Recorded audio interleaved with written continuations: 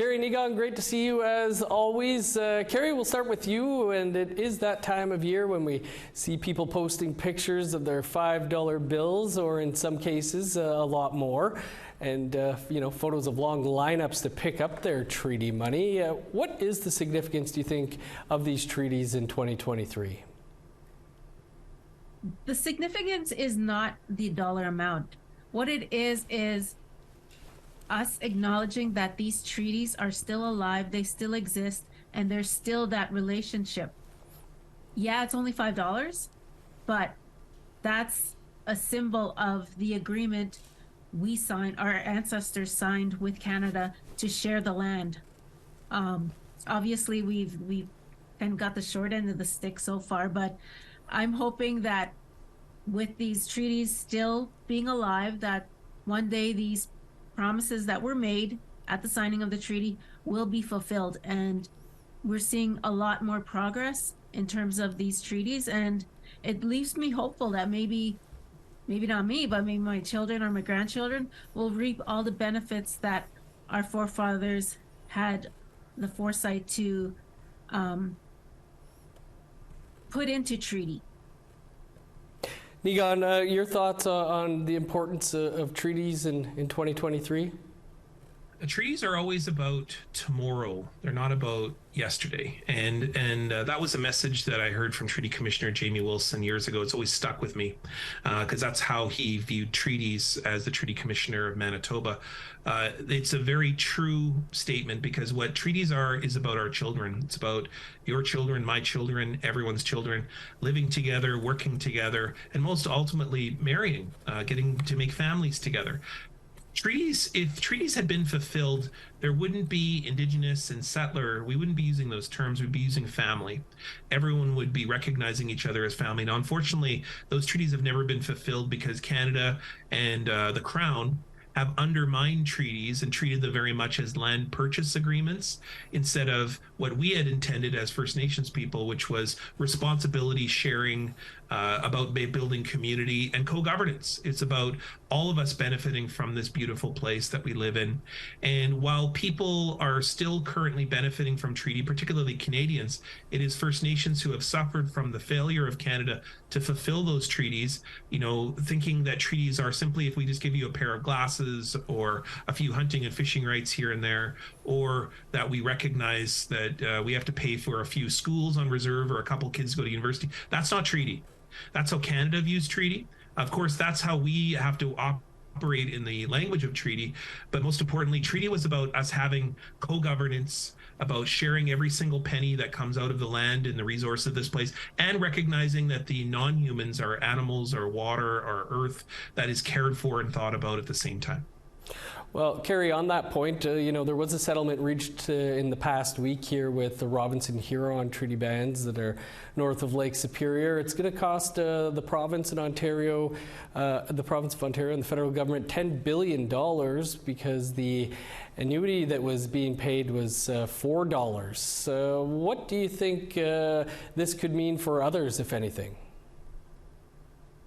I think it sets precedent, and I think what it does is when a lot of the treaty talk, the treaty language, learn the cunning of the white man, I think our forefathers recognized that for us to be equals, we needed to learn the language, we needed to learn not only just the education, we needed to learn the words and how to apply them. And now we have Indigenous people, First Nations people sitting in places where decisions are being made. They sit in the federal government, provincial government, municipal governments, they're lawyers, they're doctors. And so we are finally seeing or reaping the benefits of all the efforts that our grandfathers, our grandmothers put forth to make sure that we are still here and that we keep fighting for what was promised. The fulfillment of the treaties, and to see that the Robinson Huron Treaty and their settlement, it leaves me with hope. And I could just see some of the treaty keepers, the ones that still talk about a treaty, finally seeing some results from everything, all the stories that they've carried on, because all of these treaties have been passed down orally, and everything that was promised, we know about it. We have people who are keepers of this history, and we have not forgotten.